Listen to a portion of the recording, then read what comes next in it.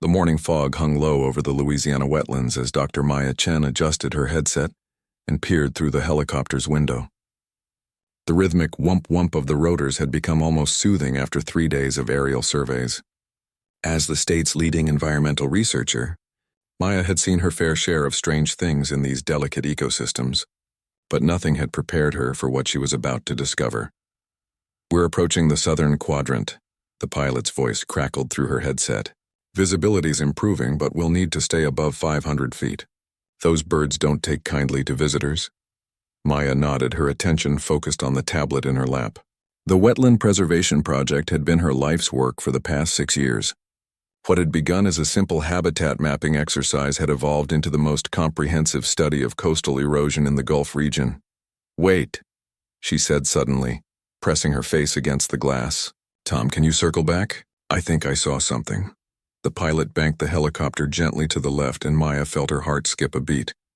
There, partially hidden by cypress trees and morning mist, was the unmistakable silhouette of a massive ship. "Are you seeing this?" she asked, her voice barely audible over the sound of the rotors. Tom whistled low. "Well, I'll be damned. That's no fishing boat." As the helicopter circled lower, Maya fumbled for her camera. Through the lens, the impossible scene came into sharper focus. A cruise ship, at least 900 feet long, sitting in the middle of the protected wetlands, miles from any channel deep enough to accommodate such a vessel. "This can't be right," she murmured, snapping picture after picture. The ship's once white hull was now streaked with rust and grime. The name was partially visible on the bow, the Southern Star. "Any record of a ship by that name in the area?" she asked, knowing the answer before Tom shook his head. "Not a chance. Nothing that size could navigate these waters. And I'd remember hearing about something like this." Maya checked the GPS coordinates and made notes in her tablet. "We need to report this, and I need to get a team out here ASAP." The helicopter completed one final circle around the mysterious vessel before heading back to base. Maya couldn't tear her eyes away from the surreal sight. A ghost ship in a place it simply shouldn't exist. Back at the research station, nobody believed her at first. Dr. Patel, her department head, squinted at the photos with undisguised skepticism. "Maybe it's an old drilling platform," he suggested, zooming in on one of the images. "Or some kind of art installation?" "You know how those environmental artists can be." Maya shook her head firmly. "It's the Southern Star. I looked it up on the flight back. It was a mid-sized cruise liner reported sold for scrap about 8 years ago. The paperwork shows it was supposed to be dismantled in a facility in Mobile. Clearly, that never happened. But how would someone get a cruise ship into a wetland? The water's barely deep enough for our research boats in most places." Maya ran a hand through her wind-tangled hair. "That's what we need to find out. I've already contacted the Coast Guard and the EPA. They're as confused as we are." The next 48 hours passed in a blur of phone calls, permits, and preparations. By the time Maya assembled her team, 2 fellow researchers and an experienced local guide named Ray, the discovery had sparked interest from several government agencies. Everyone wanted answers, but no one was quite sure who had jurisdiction over an abandoned cruise ship in a protected wetland. "The Coast Guard says they'll meet us there tomorrow," Maya explained as the team loaded equipment into their boats early Wednesday morning. "But they're giving us clearance to do an initial assessment today." Ray, a weathered man in his 60s who knew the wetlands better than anyone, looked skeptical. "You folks sure about this?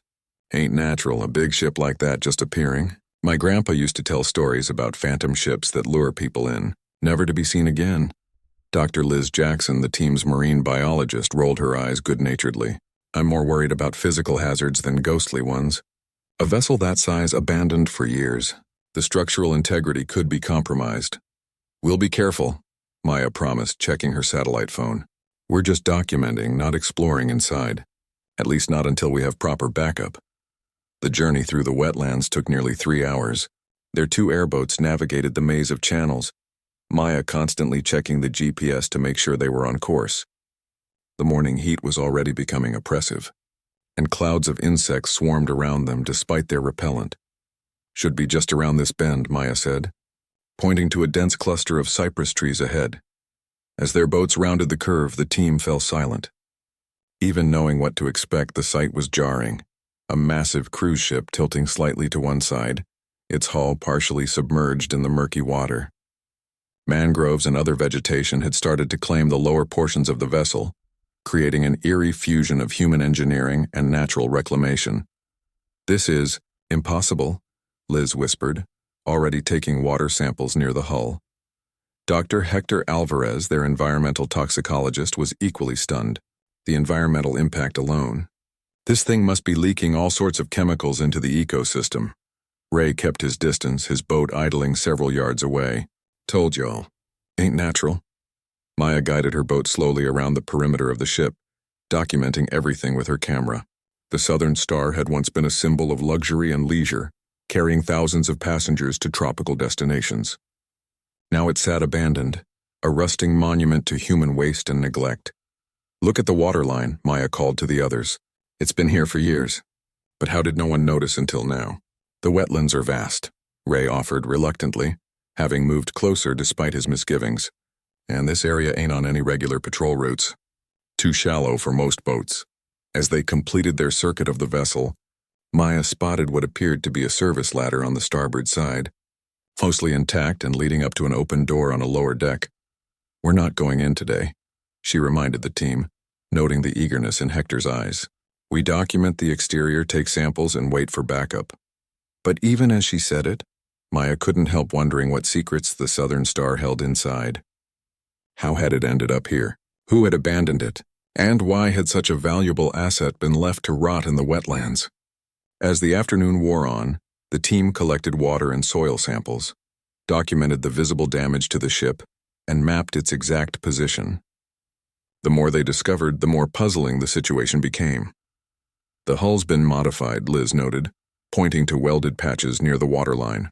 "Someone deliberately altered this ship to navigate in shallower water." "And these markings," Hector added, indicating a series of symbols painted on the hull just above the waterline. "They're not standard maritime markings." Maya photographed everything, her mind racing with questions and theories. As the sun began to set, casting long shadows across the wetlands, she made a decision. "We're coming back tomorrow with the Coast Guard, but I want a team stationed here overnight. I don't want anyone else accessing that ship before we get answers." As they packed up their equipment, Maya took one last look at the Southern Star, its silhouette ominous against the darkening sky. Something about the abandoned vessel sent a chill down her spine. Not Ray's superstitious fears of phantom ships, but something far more concrete. Whatever had happened aboard the Southern Star, whatever had led to its deliberate concealment in these protected wetlands, Maya was certain of one thing. Someone had gone to extraordinary lengths to hide this ship, and what they were hiding was likely to shock everyone once discovered. The team headed back as darkness fell, leaving the silent giant behind them, waiting in the gathering night like a forgotten relic of a mystery still unfolding. The Coast Guard officials arrived at the research station just after dawn, their crisp uniforms standing in stark contrast to Maya's field-worn clothes. Lieutenant Reyes, a woman with sharp eyes and a no-nonsense demeanor, listened intently as Maya briefed the team using the photos and data they'd collected the previous day.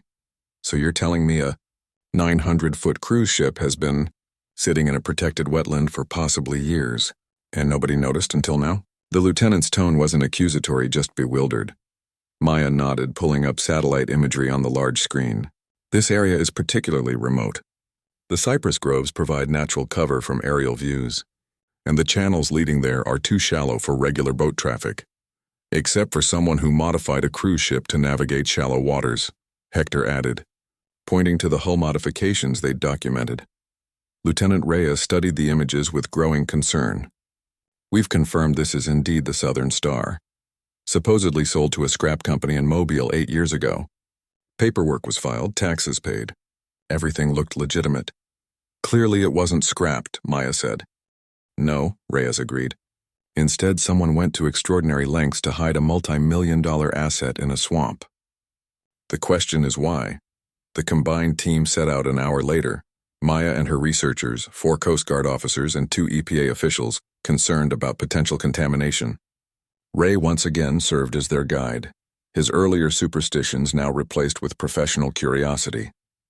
They brought additional equipment this time: hazmat gear, specialized cameras, and tools to access the ship safely. The tide's higher today, Ray noted as they navigated the channels. Might make boarding easier, but the currents around the ship could be tricky. The morning fog was burning off as they approached the Southern Star. In the clear light of day, the vessel looked even more out of place. A mountain of rusting, metal rising incongruously from the delicate ecosystem of the Wetlands. Sweet heaven, one of the EPA officials whispered as they circled the ship. This is worse than I imagined. Up close, the environmental impact was immediately apparent. A rainbow sheen of oil floated on the water near the hull. The lower portions of the ship were discolored, where various chemicals had leached into the surrounding waters. Yet, paradoxically, nature had also begun to claim the vessel. Vines crawled up the anchor chains. Birds had nested in the lifeless satellite dishes and communication equipment on the upper decks. We've got a safe approach on the starboard side, Lieutenant Reyes announced, directing their boats toward the service ladder Maya had spotted yesterday. Dr. Chen, your team has experience with potentially hazardous sites. I'd like you to join the initial boarding party. Maya felt a mix of apprehension and excitement as she pulled on protective gloves and secured her equipment. The research station director had given strict instructions. Document everything, but take no unnecessary risks. Remember, structural integrity is questionable, Reyes warned as she secured a rope to the ladder. Step only where I step and maintain radio contact at all times. The climb up the ship's side was more treacherous than it had appeared from below. The metal rungs were slick with algae and rust, and several were missing entirely. By the time they reached the open service door, Maya's arms were burning with exertion.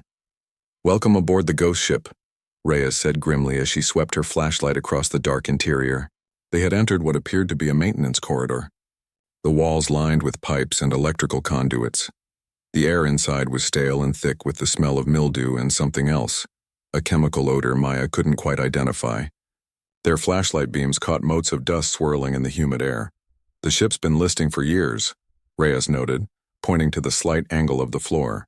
That's why this section is still dry. Water's probably pooled on the port side. They moved carefully through the corridor, documenting everything with cameras. Someone had stripped most of the valuable copper wiring from the walls, leaving gaping holes in the paneling. Footprints in the dust suggested they weren't the first visitors since the ship had been abandoned, but the layers of grime indicated it had been months, perhaps longer, since anyone had been aboard.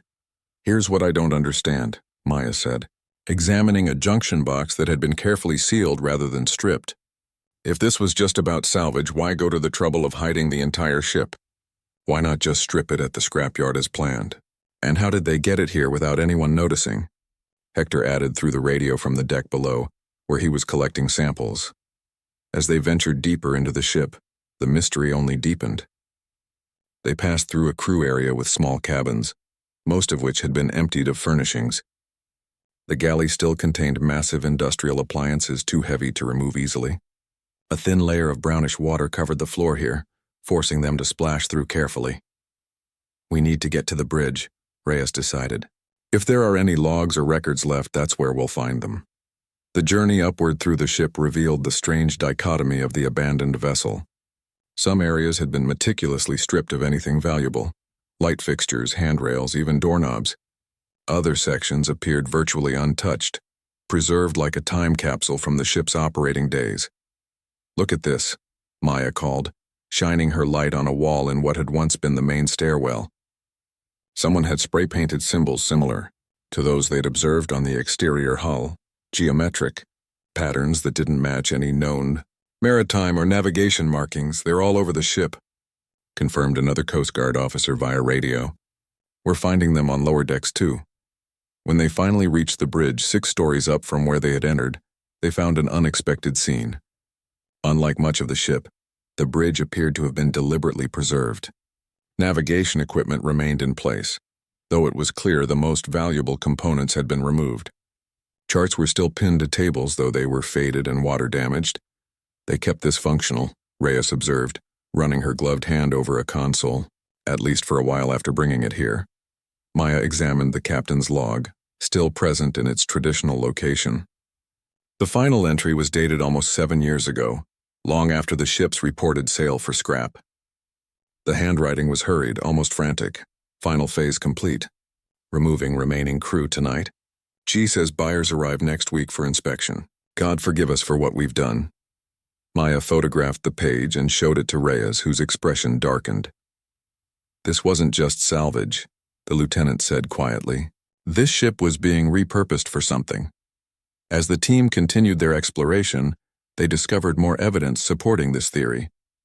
An entire deck of passenger cabins had been modified, with walls removed to create large open spaces. Heavy-duty electrical systems had been installed far beyond what a cruise ship would normally require.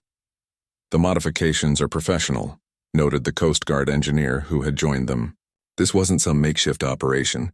Someone invested serious money in converting this ship. By midday, they had explored only about 30% of the massive vessel. The lower decks presented greater challenges: flooded compartments, unstable flooring, and areas where the ceiling had partially collapsed. We'll need a larger team and more equipment to safely investigate the rest, Reyes decided. And we need to set up a secure perimeter. Whatever happened here, someone went to great lengths to hide it, and they might not appreciate us uncovering their secret. As they prepared to exit the ship, Maya paused at a window overlooking the wetlands. From this height, she could see for miles across the delicate ecosystem she had dedicated her career to protecting. The incongruity struck her again. This massive human-made structure imposed on one of nature's most complex and fragile environments. What do you think they were using it for? She asked Reyes quietly. The lieutenant shook her head. Nothing good. You don't hide something this big unless you're doing something you really don't want anyone to know about. As they made their way back to the boats, Maya noticed Ray's expression. The guide was staring up at the ship with a mixture of awe and unease. Still think it's a phantom ship? She asked him. Ray shook his head slowly. Phantoms would be easier to explain. Whatever happened here was done by real people with real bad intentions. And I got a feeling we've only scratched the surface of what's waiting inside. Looking back at the towering hulk of the Southern Star, Maya felt a shiver that had nothing to do with the afternoon breeze. Tomorrow they would return with more people, better equipment, and a determination to uncover the full truth. But as Ray guided them back through the labyrinthine channels of the wetlands, she couldn't shake the feeling that they had stumbled upon something far darker than an environmental violation or maritime fraud. The Southern Star held secrets that someone had gone to extraordinary lengths to hide, and Maya was beginning to fear what they might find when they ventured deeper into the heart of the abandoned ship. Dawn broke over the research station with unusual activity. What had begun as Maya's small investigation had transformed overnight into a major operation. The parking lot filled with government vehicles, additional Coast Guard personnel, fish and wildlife agents, even a few FBI officials had arrived during the night. They found something in the ship's registration history, Lieutenant Reyes explained as she handed Maya a coffee. The lieutenant looked like she hadn't slept.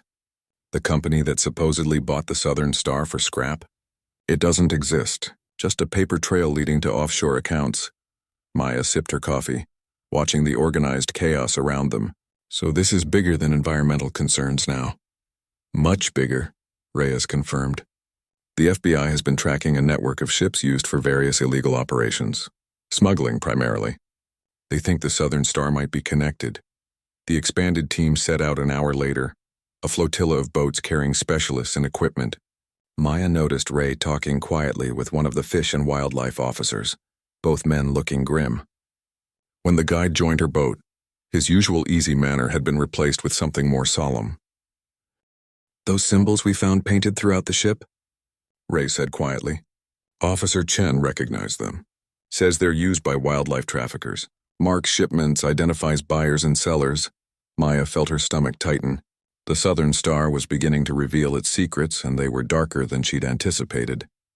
The ship looked different today, no longer just an environmental mystery, but something more sinister.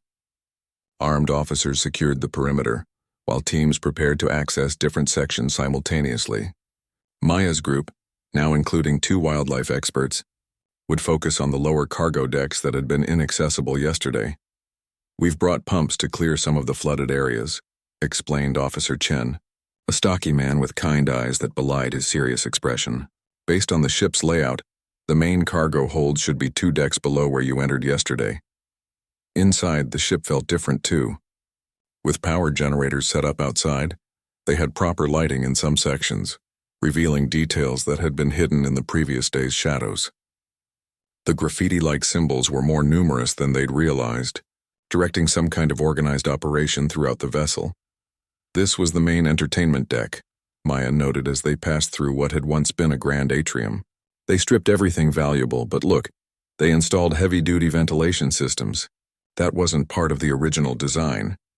Temperature and humidity control, Chen said, examining the modifications, common in sophisticated wildlife trafficking operations. Different animals require different environments. They descended through the ship, passing areas that had clearly been repurposed as living quarters for whoever had been operating the vessel after its official scrapping. Personal items remained scattered about. A worn paperback novel, a half-empty bottle of cologne, a calendar from 3 years ago. They left in a hurry, Reyes observed, but not recently. The pumps had cleared most of the water from the starboard cargo hold, though they still had to wade through ankle-deep water in some sections. The air grew thicker with mold and that strange chemical smell Maya had noticed yesterday. It's formaldehyde and other preservatives, Chen explained, adjusting his mask, along with animal waste. We're getting close. The cargo bay doors were massive, designed to load supplies for thousands of cruise passengers. Now they were sealed with heavy padlocks that the team cut through with bolt cutters. As the doors swung open, the smell intensified, and Maya was grateful for her respirator. "Oh my God," she whispered, her voice barely audible even to herself. The vast space that had once held supplies for luxury vacations had been transformed into a nightmarish warehouse. Row upon row of empty cages lined the walls, ranging from small containers that could hold birds or reptiles to larger enclosures suitable for bigger mammals. Most were empty, but traces remained. Feathers, shed skin, waste, and in some cases less identifiable remains. "This is extensive," Chen said, his professional tone masking what must have been shock. This wasn't opportunistic trafficking. This was industrial scale. The team moved carefully through the space, documenting everything. In one corner, they found a makeshift veterinary station with surgical equipment and medications. Nearby, a refrigerated container still hummed, powered by an independent generator system. Inside were dozens of labeled specimens in preservation fluid, organs and tissue samples from rare species. They weren't just transporting animals, explained Dr. Patel, who had joined them today as the forensic specialist. They were processing them. Different parts for different markets. Traditional medicines, luxury goods, exotic foods. In another section, they discovered stacks of custom containers designed for transport. Many bore airport codes and shipping labels. This operation had global reach, Chen noted, photographing the evidence. They'd bring animals here, process them as needed, then distribute the animals or their parts through regular shipping channels, disguised as legitimate cargo. As they explored deeper, they found disturbing evidence of the operation's sophistication, climate control systems for different species, soundproofed areas, even a small laboratory where, according to Dr. Patel, they likely tested animals for diseases that could affect their value. "The investment here is staggering," Reyes said, examining a complex water filtration system. "Millions of dollars in equipment alone." "The profits would have been higher," Chen replied grimly. "The illegal wildlife trade is estimated at over $20 billion annually. Some of these species can fetch hundreds of thousands per specimen." In what had once been a staff lounge, they found a crude office. While most documents had been removed or destroyed, a few remained, providing glimpses into the operation. Ledgers with coded entries, maps showing trade routes, photos of animals that had passed through the facility. "Look at this," Maya called, pointing to a faded photo pinned to a corkboard. It showed the Southern Star in its prime, still operating as a cruise ship. But in the background, barely noticeable, was another vessel with the same strange symbols painted on its hull. They had a fleet, Reyes realized. This wasn't the only ship. By midday, the teams had cataloged over 300 distinct pieces of evidence. The FBI had established a command center on the upper deck, coordinating with international agencies that had been tracking similar operations. Based on power consumption data and satellite imagery, "We think this facility was active until about 8 months ago," an FBI analyst explained during their briefing. Something spooked them. They cleared out most of the evidence in animals, but they didn't have time to completely dismantle or move the ship. "Or they simply abandoned it as a liability," added Chen. These organizations adapt quickly. When one facility becomes compromised, they move to another. As the day progressed, Maya found herself drawn to a corner of the cargo hold that others had overlooked. Behind some empty cages, she noticed a small door that didn't appear on any of the ship's schematics. "Lieutenant," she called, "I think there's another section here." The door was locked, but the frame had warped with the ship's settling, creating a gap just wide enough to shine a light through. Inside was a smaller room, apparently sealed off from the main operation. When they finally forced the door open, the room revealed a different kind of horror. Unlike the methodical organization of the main cargo hold, this space contained haphazardly stacked cages. Inside were the preserved remains of dozens of animals that hadn't survived transit. Rare birds with vibrant plumage, reptiles with distinctive markings, small primates with human-like hands. "They kept the failures," Chen said quietly. "Probably for record-keeping." Maya stepped back, suddenly overwhelmed. She had spent her career documenting environmental damage, but always at a distance. Oil spills, deforestation, pollution. This was more immediate, more deliberately cruel. "The animals that survived, where did they go?" she asked. "Private collectors mostly," Chen explained. "Zoos with questionable ethics. Research facilities that don't ask questions about sourcing. Black market exotic pet trade." As the afternoon wore on, the various teams continued their methodical documentation of the Southern Star's secrets. Maya found herself standing on the upper deck, needing a moment away from the evidence of so much calculated exploitation. From here she could see the wetlands stretching toward the horizon, the very ecosystem she had been fighting to protect. "You okay?" Ray asked, joining her at the railing. Maya shook her head. "I thought we were investigating environmental damage from an abandoned ship. Not this." "Sometimes the worst pollution is what humans do on purpose," the guide said simply. Below them, boats continued to arrive with additional investigators and equipment. What had begun as Maya's chance discovery had unraveled into what officials were now calling one of the largest wildlife trafficking operations ever, uncovered on American soil, and they had only begun to understand the full scope of what had happened aboard the Southern Star.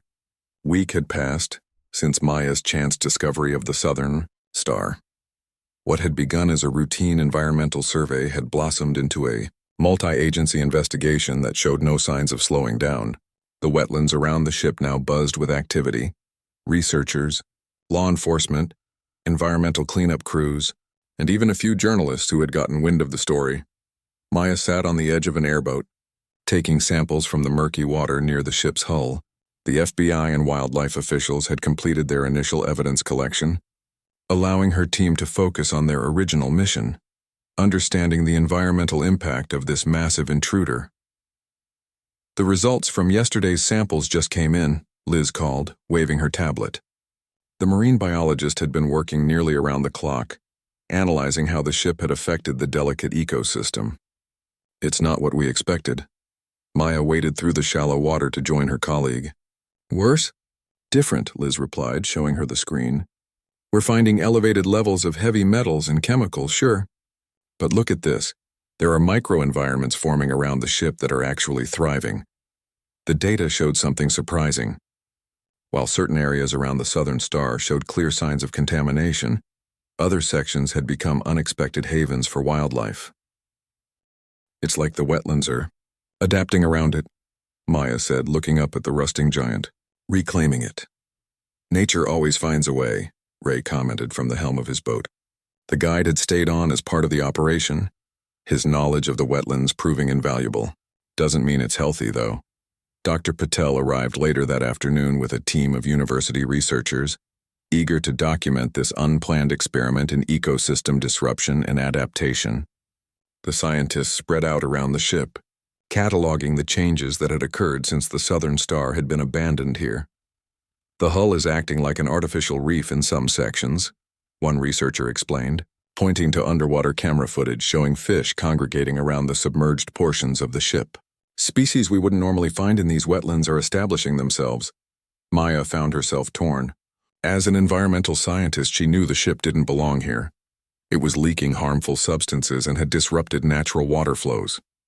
But nature's resilience fascinated her, the way life had begun to incorporate this foreign object into the existing ecosystem. "We're finding bird nests in the upper decks," Hector reported, climbing down from where he'd been surveying the ship's exterior. At least 12 different species. They're using the ship's structure like they would cypress trees. As the day progressed, they discovered more examples of this strange symbiosis. Alligators had claimed a flooded section of the lower deck as a nesting area. Raccoons had established a colony in what had once been the ship's theater. Even the rust flaking from the hull had created mineral deposits that some plant species were thriving on. It's a paradox, Dr. Patel observed as they compared notes that evening. The ship is simultaneously poisoning and creating new habitats within the wetlands. The EPA officials were less philosophical about the situation. Fascinating as these adaptations are, we've got serious contamination issues to address, the lead remediation specialist explained. The fuel tanks still contain thousands of gallons of degraded diesel. There's asbestos in the ship's construction, not to mention the chemicals from the wildlife trafficking operation. Planning for the cleanup operation had already begun, with experts debating the best approach. Some advocated for removing the ship entirely, towing it to a proper scrapyard to be dismantled. Others worried that moving the massive vessel now would cause more damage to the wetlands than leaving it in place and focusing on contaminant removal. What if we treated it like an oil rig conversion? Suggested one of the younger EPA engineers. In some places, they turn old oil platforms into artificial reefs. Clean them up, remove the harmful components, but leave the main structure. The idea sparked heated debate. Maya found herself unexpectedly supportive. If we remove all the hazardous materials but leave the main structure, we'd be acknowledging the new reality of this ecosystem, she argued. These adaptations have already occurred. Removing the ship completely would be another shock to the system. Lieutenant Reyes seemed skeptical. You want to leave a cruise ship in the middle of a protected wetland? Permanently. A cleaned, safe version of it, Maya clarified. The hull has already created new water channels, new habitats. Removing it now would be yet another disruption. As darkness fell, the teams retreated to their temporary base camp on a nearby patch of higher ground. Floodlights illuminated the southern star, giving it an almost ethereal appearance against the night sky. Frogs and insects provided a constant chorus, seemingly undisturbed by the human presence. The following morning, Maya joined a specialized team to document the ship's effects on water flow through the wetlands. Using dye tracers and current monitors, they mapped how the massive obstruction had altered the natural movement of water through the marsh. It's created this backwater area here, the hydrologist explained, pointing to a section behind the ship where the water moved more slowly. That's why we're seeing different plant species establishing there. They prefer the calmer water. What they discovered over the course of the day reinforced Maya's growing conviction. The Southern Star had been here long enough, nearly 8 years, that the ecosystem had reorganized itself around this new reality. Removing it now would cause yet another major disruption. Look at these aerial comparisons, she showed Dr. Patel and the EPA team later that day. The vegetation patterns have completely changed since the ship arrived. New channels have formed. Different species distributions. This is a new normal, Dr. Patel nodded thoughtfully. It's like watching ecological succession in fast forward. An unintended experiment. Not everyone agreed with Maya's assessment. Several environmental purists argued passionately for complete removal, for returning the wetlands to their original state. The debate continued through the evening, with valid points on both sides. Nature doesn't have a reset button, Maya argued during a particularly heated discussion. We can remove the ship, but we can't undo 8 years of adaptation.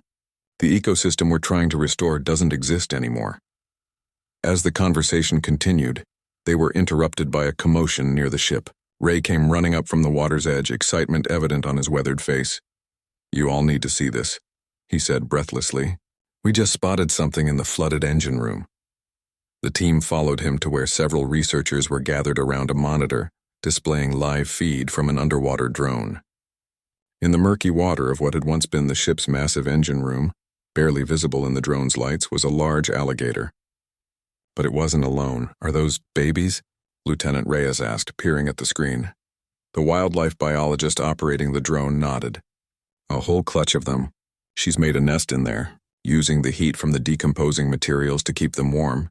Maya watched in amazement as the camera zoomed in on the scene. The mother alligator had created a nursery in the heart of the abandoned ship. turning what had once been a center of human technology into a primeval nesting ground. If that isn't a perfect metaphor for this whole situation, I don't know what is, Dr. Patel said quietly. As night fell again over the wetlands, Maya stood on the makeshift dock, looking at the silhouette of the southern star. What had begun as an environmental disaster and a crime scene had revealed itself to be something more complex, a testament to both human carelessness and nature's persistent ability to adapt and reclaim. The ship didn't belong here. It had been placed with ill intent for cruel purposes, yet now it had become something else entirely, an unplanned, unauthorized, and utterly fascinating experiment in how ecosystems respond to massive disruption. Whatever decision was ultimately made about the Southern Star's fate, Maya knew the wetlands would never be quite the same again. And perhaps that was the most important lesson from this strange discovery. Nature didn't conform to human notions of restoration or preservation. It simply moved forward, incorporating even our worst mistakes into its endless cycles of adaptation and renewal. 6 months had passed since Maya first spotted the Southern Star from her helicopter. The wetlands had cycled through a season, summer heat giving way to milder fall temperatures. The massive cruise ship remained, though it looked different now. Scaffolding encircled portions of the hull, and specialized equipment dotted its decks. The decision about its ultimate fate had been made, though not without controversy. Maya navigated her small boat through the newly established channel, marked with buoys to guide the cleanup crew safely through the fragile ecosystem. The international investigation sparked by the discovery had expanded far beyond Louisiana's wetlands, revealing a sprawling network of wildlife trafficking that spanned continents. The FBI director is holding a press conference today, Lieutenant Reyes said, meeting Maya at the temporary dock that had been built near the ship. The Coast Guard officer had become a friend over these months of collaboration. They've made arrests in 12 countries so far. Any sign of the people who actually operated the ship? Maya asked. She had often wondered about the individuals who had lived aboard the Southern Star during its secret second life. Who they were, what had driven them to participate in such an operation. 3 crew members in custody, Reyes confirmed. 1 in Brazil, 2 in Singapore. They're cooperating, helping identify the financial backers. The wildlife trafficking ring had turned out to be more extensive than anyone had initially imagined. The Southern Star was just one of 5 ships that had been converted for the illegal trade, moving endangered species across international waters while appearing to be decommissioned vessels. The operation had generated hundreds of millions in profit over a decade before Maya's chance discovery had begun its unraveling. Dr. Patel's waiting for you on the observation deck, Reyes said, gesturing toward the ship. The university team wants your input on the final restoration plans.